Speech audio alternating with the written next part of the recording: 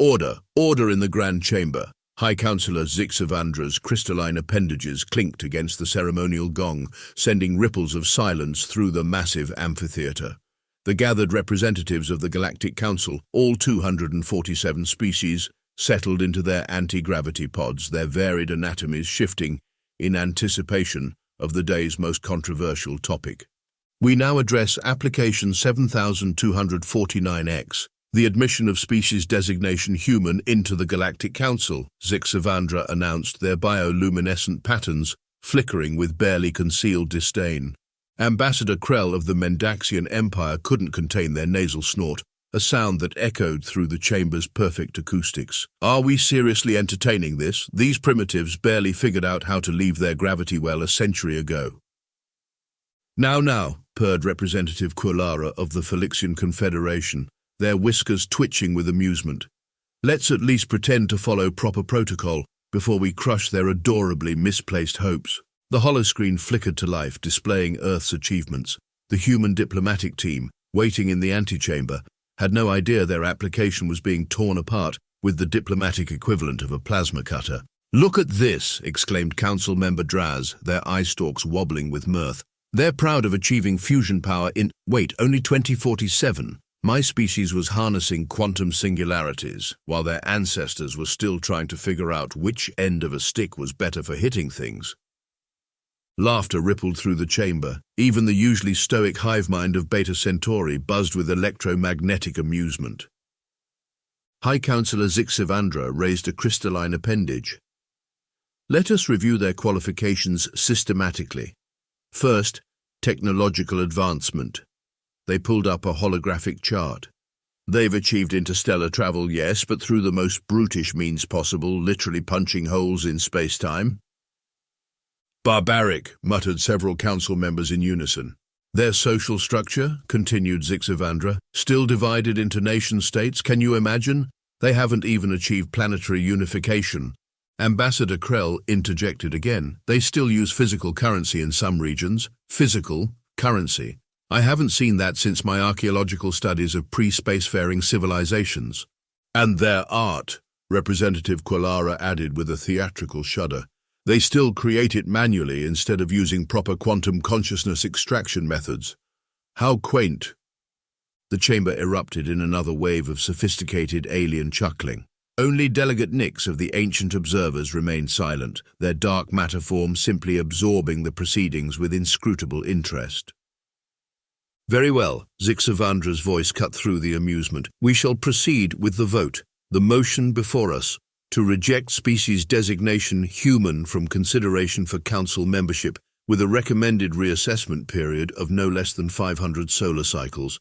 The voting commenced. Holographic symbols flashed across the chamber's dome, green for rejection, blue for acceptance. The green symbols overwhelmed the display with only a single blue light emanating from Delegate Nix's position. The vote is conclusive, Zixavandra announced with finality, with 246 votes for rejection and 1 abstention. They paused, fixing Delegate Nix with a crystalline glare.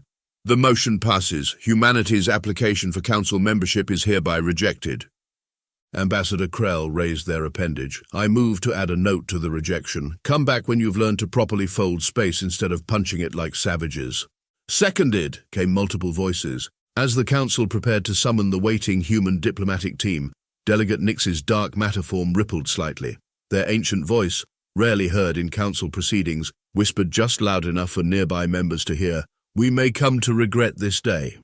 But no one paid attention to the ancient observer. They were too busy congratulating themselves on maintaining the council's high standards. After all, what could these primitive humans possibly accomplish on their own? The human diplomatic team's return to Earth was broadcast globally, though it wasn't quite the triumphant parade everyone had hoped for. Ambassador Chen's face managed to maintain perfect diplomatic composure as she delivered the news to the United Earth Council, but her eye twitch spoke volumes. They said our faster-than-light drive was, and I quote, like watching someone try to open a quantum lock with a sledgehammer, she reported, her voice professionally neutral despite the vein pulsing in her forehead. The UN Secretary-General pinched the bridge of his nose. Please tell me that's the worst of it. Oh no, Dr. Rodriguez, the science attaché, chimed in with a laugh that bordered on maniacal. They also suggested we come back when we've evolved beyond our protein-based limitations. Apparently, our biological form is terribly last millennium.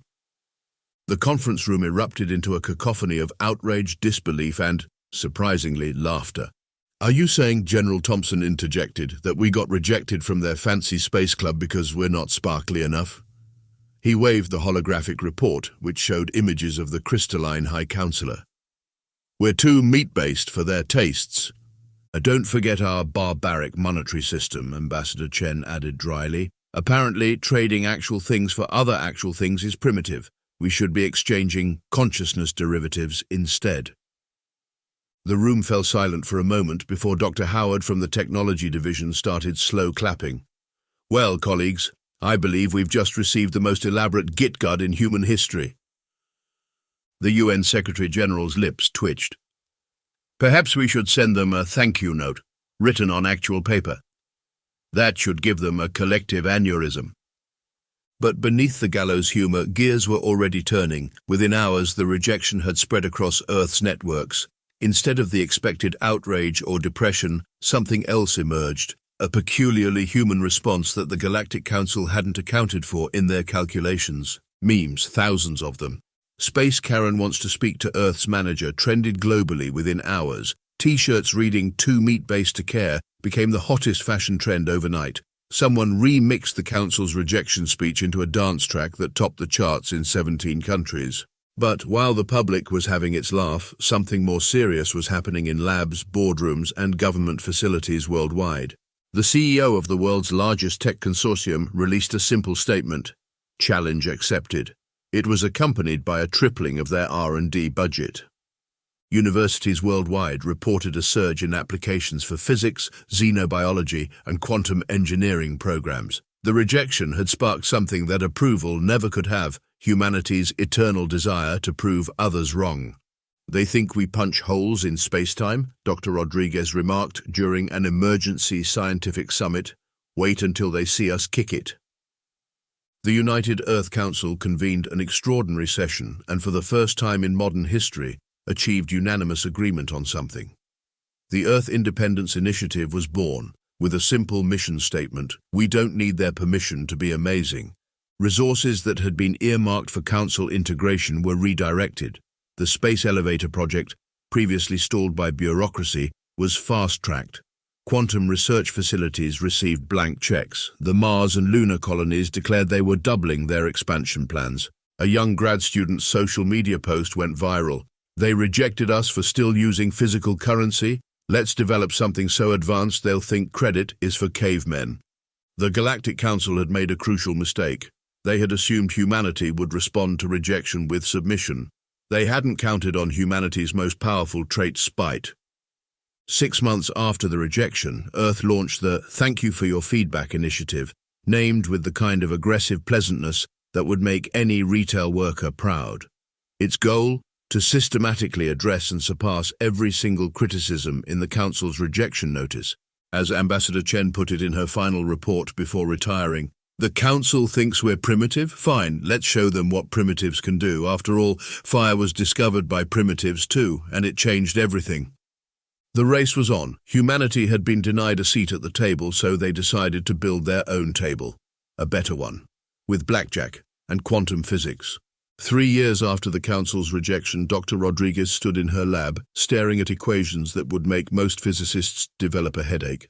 Her team had been working on what they jokingly called the spite drive, officially designated as the quantum slipstream drive.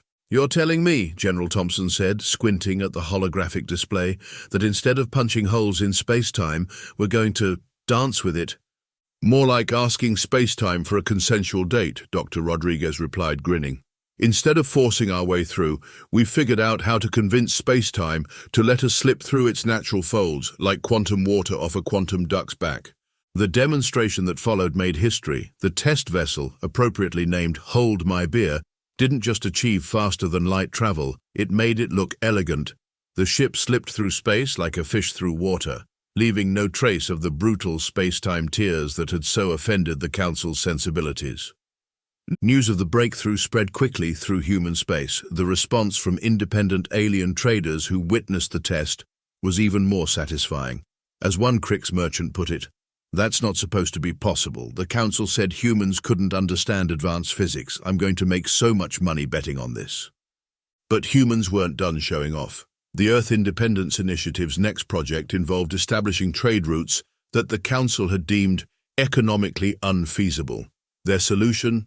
The Undercut Express. "Look," explained Dr. Howard to a group of investors, "the council's trade routes are like a fancy high-end restaurant, very elegant, very expensive, very slow. We're going to be the food truck that serves better food at half the price and twice the speed."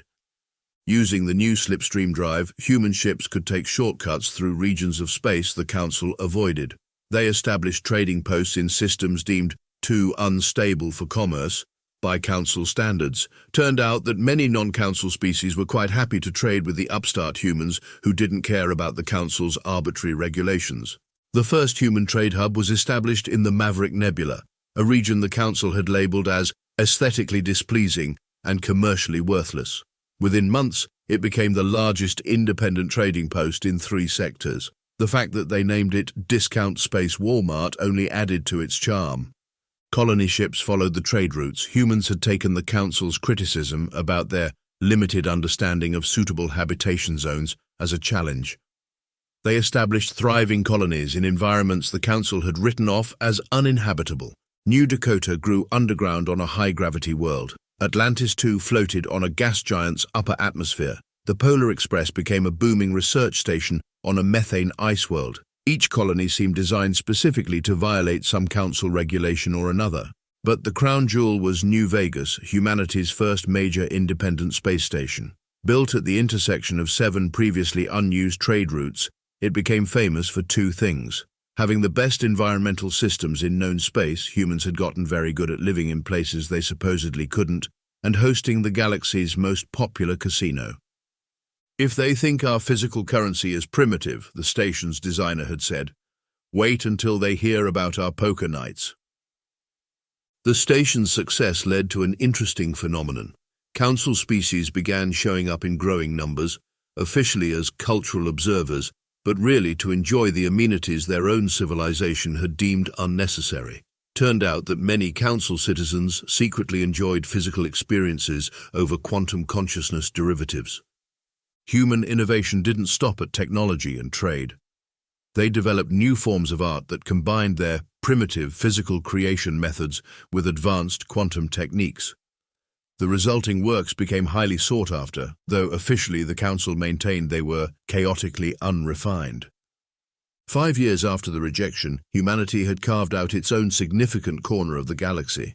Their trade network, dubbed the Primitive Express, humans never lost their sense of irony, connected more systems than the council's official routes. Their colonies demonstrated survival techniques that other species began quietly copying. Their technology, while different from the council's approved methods, proved remarkably effective. Dr. Rodriguez, now heading the Institute of Applied Quantum Spite, summarized it best in her speech at the opening of New Vegas. "They said we weren't ready for their galactic community. They were right. We weren't ready to be limited by their rules, their prejudices, or their narrow view of progress. So we made something better. And if any council members want to experience our primitive hospitality, our airlocks are always open. We even accept physical currency." The speech was met with thunderous applause from humans and unofficial council visitors alike. Unknown to the audience, a dark matter form lurked in the corner, observing. Delegate Nix's report to the council that day was typically brief. As predicted, rejection has catalyst effect on human development. Recommend preparation for significant galactic paradigm shift. The council, as usual, ignored the warning. After all, what could possibly change? They were still the dominant force in the galaxy, weren't they? The Galactic Council's emergency session began with their usual pomp and ceremony, though the crystalline sheen of High Councillor Zixavandra's appendages had noticeably dulled with stress. The crisis had begun 3 standard months ago, and for once no one was laughing at primitive solutions. The quantum cascade was what they called it, a wave of failures in the advanced quantum technology that powered council civilization. Their quantum consciousness networks were degrading, Their perfect quantum fold ships were having trouble maintaining stable configurations. Even their quantum-based currency system was showing signs of collapse. "Order, order!" Zixavandra's voice cracked with static through the malfunctioning acoustic system. "We must maintain protocol." The lights flickered ominously. Ambassador Krell, looking considerably less smug than usual, raised a trembling appendage. "Protocol be damned. My species has lost contact with 3 colony worlds. Our quantum fold gates are failing." The chamber erupted into chaos. Representative Kalara's whiskers sparked with anxiety as they reported, "The Felixian quantum consciousness banks are degrading. We're losing generations of stored memories." From their observation post on New Vegas Station, humans watched the crisis unfold with a mixture of concern and vindication. The station's bar, the Primitive's Pride, had become an unofficial monitoring center. "Look at that," Dr. Howard commented, watching the news feeds. "Their entire quantum-based civilization is experiencing what we'd call a cascade blue screen of death." She sipped her decidedly non-quantum beer. Back in the council chamber, the finest minds of 247 species argued in circles. Their quantum probability computers, the pride of council technology, produced nothing but contradictory results. "The quantum field is becoming unstable," one scientist declared. "Impossible," another countered. "Our models show—" Their holographic display dissolved into static. Delegate Nick, still maintaining their dark matter form despite the quantum disruptions, finally spoke. "Perhaps we should consider consulting those who do not rely on quantum technology for every aspect of their existence." The suggestion was met with horrified gasps. "You mean the primitives?" Ambassador Krell's voice dripped with desperate distaste. "The humans," Nix corrected firmly. Meanwhile, in human space, life continued relatively normally. The slipstream ships kept running their trade routes. The colonies kept growing their barbarically physical crops. New Vegas's roulette wheels kept spinning. Dr. Rodriguez's quantum research team had actually predicted something like this might happen. "You can't keep folding quantum space like dirty laundry without eventually wearing it thin," she'd written in a paper that the Council had dismissed as charmingly metaphorical. The crisis reached its peak when the Council's central quantum database began to degrade. Centuries of accumulated knowledge threatened to dissolve into quantum noise. The Council delegates watched in horror as their civilization's foundation began to crumble.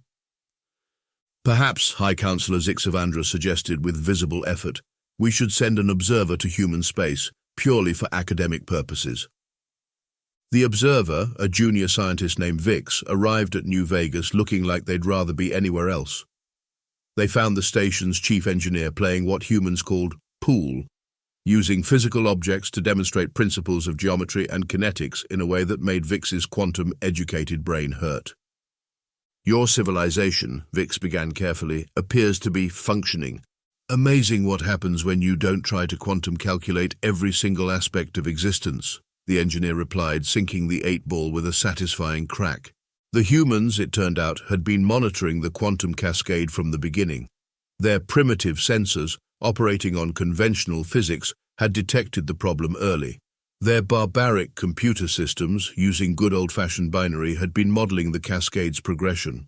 Dr. Rodriguez's team had even developed a theory about the cause. The Council's obsession with quantum folding space had created microscopic stress points in the quantum field. Like a fabric worn thin from too much folding, the field was starting to tear. The Council's response to this theory was predictably dismissive, right until a quarter of their quantum fold gates collapsed simultaneously. In the Primitive's Pride, a betting pool had started on how long it would take the Council to officially request human assistance. The odds favored when half their technology fails, over when their pride breaks. General Thompson, now retired and running a consulting firm on New Vegas, summed up the situation. They built their entire civilization on quantum technology because it was elegant and advanced. We built ours on multiple redundant systems because we've learned the hard way that everything breaks eventually. The crisis reached its 100th day. The Council's quantum communication network was operating at 40% capacity. Their quantum fold ships were reduced to sub-light speeds. Their quantum consciousness banks were corrupting at an accelerating rate. Still, they hesitated to ask for help. Their entire civilization was based on being the most advanced species in the galaxy. Asking primitives for assistance would shatter that illusion forever. Delegate Nix, watching another council emergency session dissolve into panic, finally lost patience. Their dark matter form rippled with irritation as they addressed the chamber. We face a choice. We can maintain our supposed superiority while our civilization crumbles, or we can admit that perhaps our view of advancement was too narrow. The humans may punch holes in space-time, use physical currency, and create art with their hands, but their lights are still on, their ships still fly, and their civilization still functions. Perhaps it is time to reconsider our definition of primitive. The chamber fell silent, except for the ominous crackle of failing quantum systems. High Councillor Zixavandra's crystalline form dimmed further as they asked the question that would change galactic history. Does anyone know how to contact the human ambassador without using quantum communication? The emergency meeting between council representatives and human experts took place in New Vegas's conference center, primarily because it was one of the few places still functioning normally. Dr. Rodriguez had insisted on hosting it in the Primitive's Pride Bar, but diplomatic protocol prevailed. Your quantum field is like a stretched rubber band, Dr. Rodriguez explained, actually holding up a rubber band. The council representatives watched in horror as she used this primitive teaching tool. You've been pulling it too tight for too long. We need to let it relax. That's absurdly simple, Ambassador Krell protested. Our quantum probability computers spent months calculating. Your quantum probability computers are part of the problem, Dr. Howard interrupted, tapping her tablet. You're trying to solve quantum overuse with more quantum calculations. It's like trying to put out a fire by throwing more matches at it. The human solution was so unconventional that at first the council representatives thought it was a joke. Instead of trying to stabilize the quantum field through advanced manipulation, they proposed temporarily shutting down all quantum systems in controlled sections of space, allowing the quantum field to naturally reset. You want us to turn everything off and on again? High Councillor Zixavandra's crystalline form flickered with disbelief. Basically, yes, Dr. Rodriguez grinned. Sometimes the oldest solutions are the best ones. The implementation plan was equally unorthodox. Human ships using their primitive slipstream drive would maintain essential services while quantum systems were temporarily offline. They called it Operation Tech Support. Think of it as putting the galaxy in safe mode, General Thompson explained to the bewildered council, while running a very old, very reliable backup system, which happens to be us. The council had no choice but to agree. Sector by sector, quantum systems were shut down. Human ships moved in to provide support, their barbaric technology unaffected by the quantum cascade. The sight of human vessels helping to coordinate the council's emergency response was almost too much for some species to bear. But it worked. The quantum field began to stabilize. As each sector came back online, the quantum systems functioned better than they had in years. Dr. Rodriguez's team had even developed a monitoring system to prevent future overload, based partly on prehistoric Earth weather prediction methods, much to the Council's continued dismay. The crowning moment came when a junior human engineer suggested installing what she called a quantum surge protector in all Council systems. The device was so simple that most Council species had overlooked it entirely. Sometimes, Dr. Howard told the astonished Council scientists, you don't need a quantum consciousness derivative to solve a problem. Sometimes you just need a really good circuit breaker. As the crisis resolved, the Council found themselves forced to acknowledge an uncomfortable truth. The humans' primitive approach had saved their civilization. Even more uncomfortably, some Council species began asking whether there might be advantages to maintaining some non-quantum backup systems. Dr. Rodriguez's final report to both Earth leadership and the Council included a quote that would become famous across the galaxy. The most advanced solution isn't always the best one. Sometimes you need to think inside the box because that's where all the really useful tools are kept. The Galactic Council's Grand Chamber looked different these days.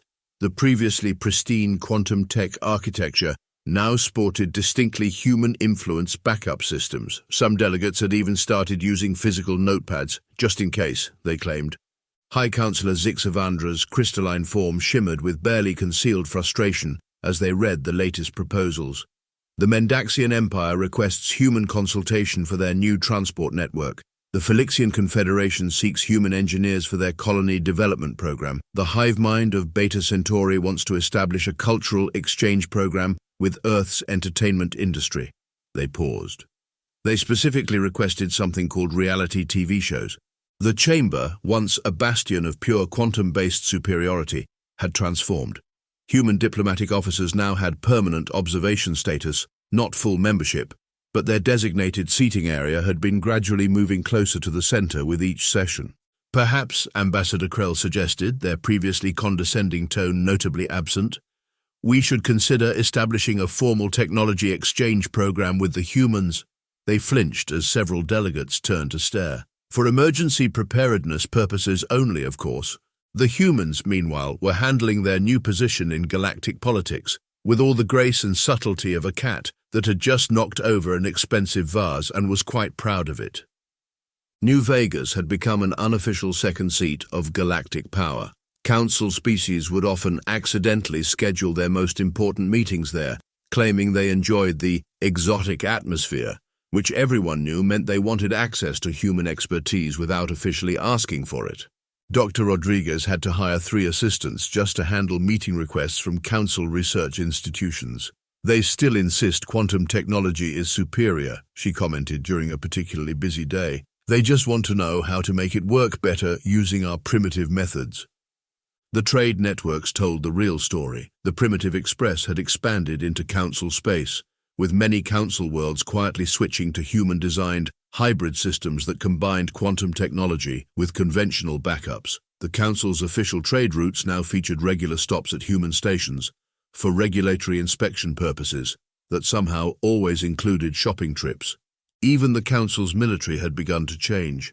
After watching human ships continue operating flawlessly during the quantum cascade, several council species started developing their own versions of the slipstream drive, they called it alternative propulsion technology, to avoid admitting they were copying human designs.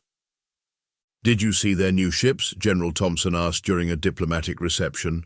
They added physical control interfaces, actually put real buttons and switches in their quantum ships, said it was for aesthetic purposes, but we all know what happened the last time their quantum controls failed. The political dynamics shifted further when the Council's younger species began openly advocating for closer ties with humanity. The Arxan Republic, one of the newest Council members, went so far as to propose a joint colonization project with Earth. The humans have demonstrated unique problem-solving capabilities, their representative argued. Their methods may be unorthodox, but their results are undeniable. High Councillor Zixavandra found themselves in an increasingly awkward position. The Council's authority had always rested on their technological superiority. Now they had to maintain that image while simultaneously adapting human innovations to prevent another crisis. The situation reached peak irony when the Council's quantum probability computers began incorporating human-designed random number generators because they were more reliable than pure quantum calculations. During one particularly heated Council session about adopting human safety protocols, Delegate Nix finally spoke up. We rejected them for being different. Now we find ourselves adopting their differences because they work. Perhaps the true mark of advancement is not adherence to a single path, but the wisdom to recognize value in all paths. The chamber fell silent, largely because several delegates were secretly taking notes on physical notepads. Earth's diplomatic office, flooded with requests for consultation and collaboration, had started responding with a standard message. Thank you for your interest in human primitive expertise. Due to high demand, please expect a response within 3-5 business days. Yes, we still use business days. No, we won't change that. 10 years after the infamous rejection, the Galactic Council called another vote regarding humanity. The Grand Chamber looked vastly different now. Quantum displays were backed up by physical screens, and more than a few delegates had human-designed tablets sitting next to their consciousness interfaces. High Councillor Zixavandra, their crystalline form now permanently integrated with a primitive stability matrix, called for order. We are here to reconsider Earth's application for Council membership. Ambassador Krell, wearing what appeared to be a 2-meat-based-to-care pin on their ceremonial robes, stood to read the proposal. In light of humanity's contributions to galactic stability and their proven technological innovations, A human laugh interrupted the proceedings. Dr. Rodriguez, present as an observer, couldn't help herself. "I'm sorry," she said, not looking sorry at all, "but are you officially inviting us to join the club that rejected us for being primitive?" The chamber stirred uncomfortably. Many delegates suddenly found their physical notepads fascinating. "We acknowledge that our previous assessment may have been incomplete," Zixavandra managed diplomatically. Dr. Howard, now Earth's unofficial ambassador, she'd won the position in a poker game with the official ambassador, stood up. "Well, this is awkward. You see, we've actually been meaning to talk to you about that." She activated a holographic display, notably using both quantum and conventional technology. "While you were voting on whether to let us join your council, we were building something else." The display showed a massive structure taking shape in previously unclaimed space, the new Galactic Trade and Innovation Center. Built through a coalition of human and non-council species, it dwarfed the council's headquarters. "We call it the Galactic Union," Dr. Howard continued cheerfully. "Membership is open to any species that can contribute something unique to the community. We don't care if they use quantum tech, digital systems, or relay messages via trained space squirrels." The council delegates watched in stunned silence as the display showed hundreds of ships, council and non-council alike, docking at the new station. "Oh, and the best part," Dr. Rodriguez added, "we accept all forms of currency, including consciousness derivatives, though most people prefer our new hybrid exchange system. Turns out combining quantum economics with old-fashioned supply and demand works pretty well." General Thompson, now sporting admiral stripes, stepped forward. "So while we appreciate the offer of council membership, we must respectfully decline. However," he grinned, "we'd be happy to consider the council's application to join the Galactic Union." The chamber erupted into chaos. Delegate Nix's dark matter form rippled with what looked suspiciously like laughter. "You can't be serious," Ambassador Krell sputtered. "The council has been the governing body of galactic civilization for millennia." "True," Dr. Howard nodded. "And you've done a quantum-tastic job, but times change. Sometimes you need to think outside the box." She paused. "Or inside it, if that's where the good tools are." As if to punctuate her point, the quantum lighting in the chamber flickered briefly before the human backup systems kicked in. High Councillor Zixavandra's crystalline form dimmed in resignation. "And your terms for council membership in this union?" "Same as everyone else," Dr. Rodriguez shrugged. "Bring something unique to the table, be willing to learn from others, and most importantly, no making fun of anyone else's technology choices." One by one, the council delegates looked at their hybrid tablets, their backup systems, their physical notepads, and the countless other primitive innovations they'd come to rely on. The vote that followed was unanimous. As the humans left the chamber that day, Dr. Howard turned to her colleagues. "You know what the best part is? We didn't even have to punch a hole in space-time to get here." "No," Dr. Rodriguez agreed, watching council delegates line up to submit union membership applications. "We just had to punch a hole in their prejudice."